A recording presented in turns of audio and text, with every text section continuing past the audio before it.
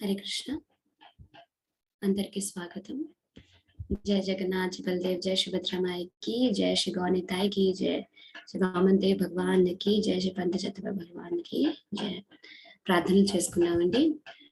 ఓం అజ్ఞానతిమిరంధస్య జ్ఞానాంజనశలాకయా చక్షురున్మిళితం యేన తస్మై శ్రీ గురవే నమః. నమో విష్ణుపాదాయ కృష్ణప్రేష్ఠాయ భూతలే శ్రీమతే భక్తి వేదాంత స్వామిన్ ఇతి నామిని. నమస్తే సారస్వతే దేవే గౌరవాణి ప్రచారిణి నిర్విశేష శూన్యవాది పాశ్చాత్య దేశతారిణి. జయ శ్రీ కృష్ణ చైతన్య ప్రభు నిత్యానంద శ్రీ అద్వైత గదాధారా శివాషాది గౌర భక్త వృంద. హరే కృష్ణ కృష్ణ కృష్ణ హరే హరే, హరే రామ రామ రామ హరే హరే.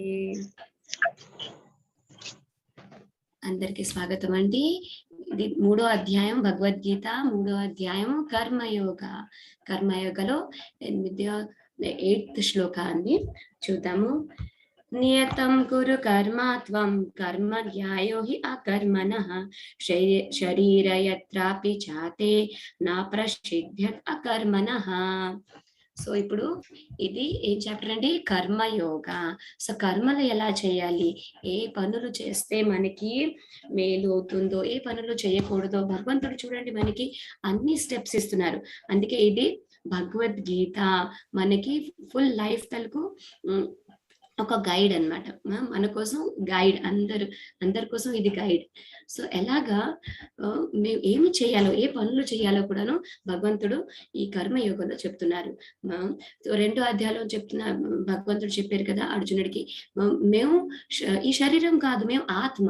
సో ఇప్పుడు ఈ చాప్టర్ లో ఏం చెప్తున్నారో చూద్దామండి. సో కర్మయోగ. సో ఇక్కడ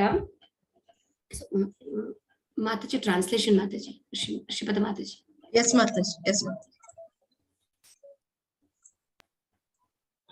నీ విద్యుత్ ధర్మము నీవు నిర్వర్తింపము, ఏలైనా అది అకర్మ కన్నను ఉత్తమమైనది. కర్మ నొనరింపకుండా దేహ పోషణమును కూడా మనుజుడు చేసుకొన జాలడు. Hare Krishna Mataji. Hare Krishna Mataji, thank you very much. So ఇక్కడ భగవంతుడు ఏం చెప్తున్నారండి, మన కర్మలు, మన విద్యుత్ కర్మలు మేము చెయ్యాలి. ఏ పని చేయకపోయినా ఏంటవుతుందండి, మేము శరీరానికి ఎలా పోషిస్తాము? మనకి ఆహారం తీసుకోవాలి, మన శరీరానికి ఇంకా ఆత్మకి టుగెదర్ ఉంచాలంటే ఏం చేయాలండి? మేము ఏదైనా పని చేయకపోతే ఎలాగ మేము శరీరానికి పోషిస్తాము? సో కర్మలు చెయ్యాలి. సో ఎలాంటి కర్మలు చేయాలి? అకర్మ లాగా ఉండకూడదు, అంటే ఏ కర్మ చేయకుండా అలా ఉండడం. అయితే ఏంటవుతుంది, మన శరీరానికి మేము పోషించలేము.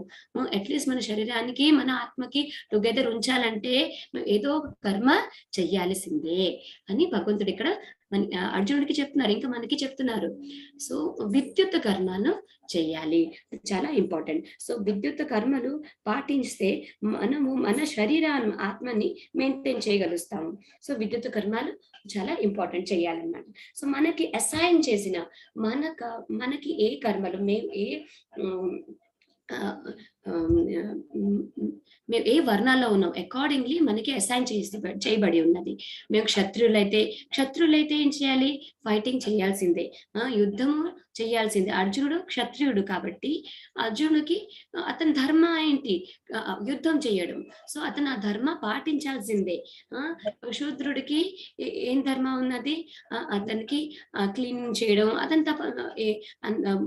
మిగతా బ్రాహ్మణులకి, క్షత్రులకి అందరికీ హెల్ప్ చేయడం, ఆ ధర్మం అతను పాటించాల్సిందే. మనకి మన ధర్మాలు, అసైన్ చేసిన ధర్మాలు మేము పాటించాలి. అది చాలా ముఖ్యము. లేకపోతే భగవంతుడు ఇక్కడ అదే అంటున్నారు, మనం శరీరాన్ని కూడా మెయింటైన్ చేయలేము. ఏదైనా తిండి కావాలంటే పని చేయాల్సిందే కదా. సో పని చేయాల్సిందే. సో ఇక్కడ కొన్ని పర్పట్లో ప్రభుపాద వాళ్ళు రాస్తున్నారు, భాష్యంలో రాస్తున్నారు. సో కొంతమంది ఉంటారు కపట సన్యాసులు. కొంతమంది కపటంగా ఉంటారు.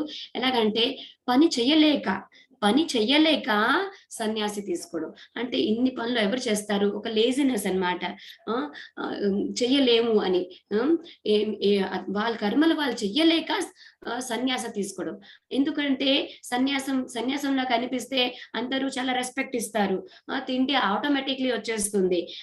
అలా వాళ్ళకి జ్ఞానం ఉండదు. ఏ జ్ఞానం లేకుండా కపటంగా సన్యాసి తీసుకోవడం. అది కరెక్ట్ కాదు అని భగవంతుడు ఇక్కడ చెప్తున్నారు. అది అస్సలు కరెక్ట్ కాదు. ఎందుకంటే ఏ జ్ఞానము లేదు. ఏ ఆత్మ సాక్షాత్కారము లేదు. భగవంతుడి గురించి ఏది లేదు. బట్ శరీరానికి అతను పోషించలేక, ఏ పని చెయ్యలేక అన్ని విడిచి సన్యాస తీసుకోవడం. దానికి కపట సన్యాసం అంటారు. సో భగవంతుడు ఇక్కడ అంటున్నారు, ఆ కపట సన్యాసం కన్నా మన ప్రిస్క్రైబ్డ్ డ్యూటీ, మన విద్యుత్ కర్మలు చేయడం చాలా మేలు. అది చాలా ఇంపార్టెంట్. ఇంకా దానికన్నా ఇంపార్టెంట్ ఎగ్జాంపుల్ ఒక శూద్రుడు అంటారు, భగవంతుడు అంటున్నారు మాట, శూద్రుడు బయట ఊడుస్తాడు, అదంతా పనులు చేస్తాడు, అతను చాలా మేలు. ఆ సన్యాసి కన్నా అతను చాలా మేలు. ఎందుకంటే తన విద్యుత్ కర్మలు చేస్తున్నారు. అతని ధర్మాన్ని అతను పని చేస్తున్నారు. సో ఇక్కడ అదే చెప్తున్నారండి, కపట సన్యాసిగా ఉండకూడదు. చూస్తాము మేము. సో ఇక్కడ మంచి ఎగ్జాంపుల్ అండి, అంబరీష్ మహారాజా. అంబరీష్ మహారాజా పెద్ద రాజు, అతను గృహస్థుడు, పెద్ద రాజు. అతనికి ఎంత జ్ఞానం ఉంది భగవంతుడి మీద, ఆత్మ సాక్షాత్కారం ఉన్నది, అన్ని తెలుసు భగవంతుడి గురించి, అన్ని తెలుసు. అతను చాలా సేవ చేస్తారు భగవంతుడికి. సో అతను సన్యాసి తీసుకోవచ్చు, బట్ అతను తీసుకోలేదు. సన్యాసి తీసుకోకుండా అతని ధర్మాల్లో ఉండి, ఒక రాజుగా ఉండి అతని కర్మాలు చేస్తున్నారు, అతని విద్యుత్ కర్మాలు చేస్తున్నారు. ఎలాగ ఇంకా అన్ని ఇంద్రియాలు భగవంతుడికే అర్పిస్తున్నారు. అతని పని కరెక్ట్ గా చేస్తున్నారు. అతనికి అవసరం లేదు, అతని సన్యాసి తీసుకోవచ్చు. ఎందుకంటే అతనికి అన్ని క్వాలిఫికేషన్ ఉన్నది, అతనికి అన్ని జ్ఞానం ఉన్నది, భగవంతుడి గురించి సాక్షాత్కారం ఉన్నది, అన్ని జ్ఞానం ఉన్నది. అయినా అతను సన్యాసి తీసుకోకుండా అతని స్థానంలో ఉండి ధర్మాన్ని అతను పాటిస్తున్నారు. సో ఇక్కడ మనకి ఏంటి అర్థం అవుతుందంటే, గృహస్థ జీవనంలో ఉండి కూడాను మేము భగవంతుడికి సేవ చేయగలుస్తాం. ఒక సన్యాసి లాగా మేము సన్యాసికి ఎలాగ మన జ్ఞానం ఉంటుంది, అంత జ్ఞానం ఉండి కూడాను సన్యాసి తీసుకోకుండా కూడాను భగవంతుడికి సేవ చేయగలుస్తాం, మన ధర్మాలు పాటిస్తూ అలా చేయగలుస్తాం. సో ఎలాగా అంబరీష్ మహారాజా అన్ని ఇంద్రియాల్ని భగవంతుడికే అర్పిస్తుండేవారు. ఎలాగ అతని చేతులు భగవంతుడి తాలూకు మందిరాన్ని శుభ్రపరచడానికి, అతను కళ్ళు భగవంతుడు శ్రీమూర్తిని చూడడానికి, అలాగా అన్ని ఇంద్రియాలు, అతని కాలు భగవంతుడికి సేవ, దేవుడు ఆలయానికి వెళ్ళడానికి ఉండేవారు. సో అన్ని ఇంద్రియాలు భగవంతుడు కోసమే ఉపయోగిస్తుండేవారు. గృహస్థ జీవనంలో ఉండి కూడాను ఒక రాజు అయి ఉండి అన్ని బాగా చక్కగా చేస్తుండేవారు. సో మనకి అందరికీ తెలుసు కదండి, ఒక అంబరీష్ మహారాజ్ తాలూకు పాస్ట్ టైం ఎలాగ ఏకాదశి వ్రతం చేశారు. దాంట్లో దూర్వాసముని రావడము, దూర్వాసముని వచ్చారు ద్వాదశి రోజు, దూర్వాసమునికి వచ్చారు కాబట్టి అతనికి సేవ అందించాలి. సో అంబరీష్ మహారాజా వెయిట్ చేస్తున్నారు దూర్వాసముని వస్తే అతనికి సేవ చేయడానికి.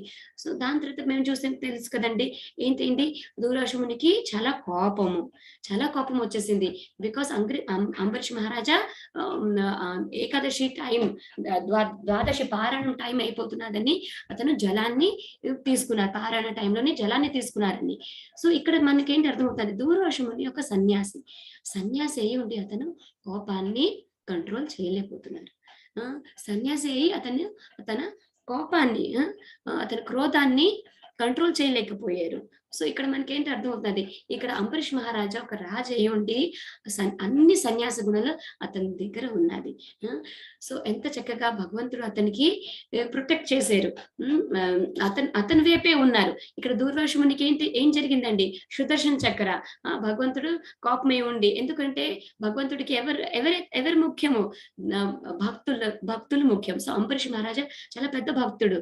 సో అతని కోసం, అతనికి ప్రొటెక్ట్ చేయడానికి దూర్వాసుమునికి దూర్వాసుముని మీద కోపంతోని భగవంతుడు ఏం చేశారండి, సుదర్శన చక్రాన్ని పంపించారు.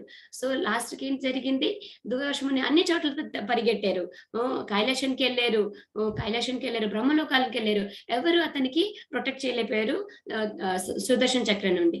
అప్పుడు ఏం జరిగింది, వైకుంఠకి వెళ్ళిన తర్వాత నారాయణ ఏంటన్నారు, అన్నారు అంబరీషుడు దగ్గర నువ్వు శరణాగతి అయ్యావు, అప్పుడే ఈ సుదర్శన చక్ర నీకు ప్రొటెక్ట్ చేస్తుంది, ఏం చేయకుండా ఉంటుంది. అప్పుడు ఏం జరిగిందంటే అతను స్వయంగా దూర్వాసుముని ఒక సన్యాసి ఉండి అంబరీష్ మహారాజా దగ్గర శరణాగతి అయిన తర్వాత ఏంటైంది, సుదర్శన చక్ర ఆగింది. సో మనకి ఇక్కడ ఏంటి అర్థమవుతున్నది, తను సన్యాసి అయి ఉండి అతను కోపాన్ని క్రోధాన్ని కంట్రోల్ చేయలేకపోయారు. ఇతను ఇక్కడ అంబరీష్ మహారాజా మనకి ఒక మంచి ఎగ్జాంపుల్ గా చూపిస్తున్నారు. మేము మన ధర్మాల్లో ఉండి కూడాను మేము భగవంతుడి తలకు సేవ చేయగలుగుతాం. సో ఇక్కడ భగవంతుడు యాక్చువల్లీ అది కరెక్ట్ గా చెప్తున్నారు. మేము మన పని చెయ్యలేక, లేజీగా మన పని మేము చేయలేక మేము వదులుకోవడం అది కరెక్ట్ కాదు. మన ధర్మాల్ని మేము పాటించాలి. Work has to be done, పని చేయాల్సిందే, మన ధర్మాల్ని మనం పాటించాలి, బట్ భగవంతుడికి అర్పించాలి. ముందు ముందు మేము చూస్తామండి ఎలాగ భగవంతుడు మనకి చెప్తున్నారు, మన కర్మాల్ని చేసి కూడాను భగవంతుడికి అర్పించి కర్మయోగ ఇన్ కృష్ణ కాన్షియస్నెస్ అన్నమాట మనకి భగవంతుడు చెప్తారు. సో ఎలాగ ఇక్కడ కపట సన్యాసులుగా ఉండకూడదు అని భగవంతుడు మనకి చెప్తున్నారు. Thank you very much. Hare Krishna.